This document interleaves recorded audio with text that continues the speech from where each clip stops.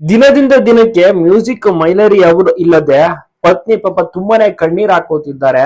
Music ಮೈಲರಿ ಅವರ ಪತ್ನಿ ಲಿಖಿತಾ ಅವರು ಪಾಪ ಅವರು ನಿಜವಾಗ್ಲೂ ಒಳ್ಳೆಯವರು, ಮುಗ್ಧವರು, ಇನ್ನೋಸೆಂಟ್ ಅಂತ ಹೇಳ್ಬೋದು. ಕುಟುಂಬ ಮ್ಯೂಸಿಕ್ ಮೈಲರಿ ತಪ್ಪು ಮಾಡಿದ್ದರೋ ಇಲ್ವೋ ಇನ್ನ ತನಿಖೆ ಆಗ್ಬೇಕು. ಇನ್ನ ಆಚೆ ಕಡೆ ಬಂದಿಲ್ಲ, ಯಾವಾಗ ಬರ್ತಾರೋ ಗೊತ್ತಿಲ್ಲ. ಇದರಿಂದಾಗಿ ಜನರು ಕೂಡ ವೈಟ್ ಮಾಡ್ತಾ ಇದ್ದಾರೆ ನೋಡಕ್ಕೆ, ತಿಳ್ಕೊಳಕ್ಕೆ.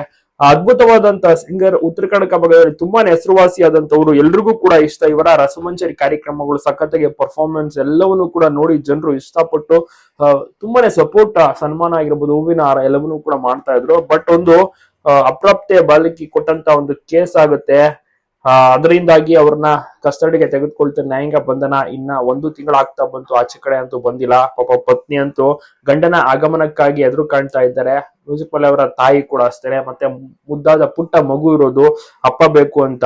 ಸೊ ಇದೆಲ್ಲ ಒಂದು ನೋವು ಪತ್ನಿ ಲಿಖಿತಾ ಅವ್ರಿಗೆ ಕಾಡುತ್ತಿದೆ. ಹೇಳಂಗಿಲ್ಲ ಬಿಡಂಗಿಲ್ಲ, ಒಂದು ನೋವನ್ನ ಮನಸ್ಸಿನೊಳಗಡೆನೆ ಇಟ್ಕೊಂಡಿದ್ದಾರೆ.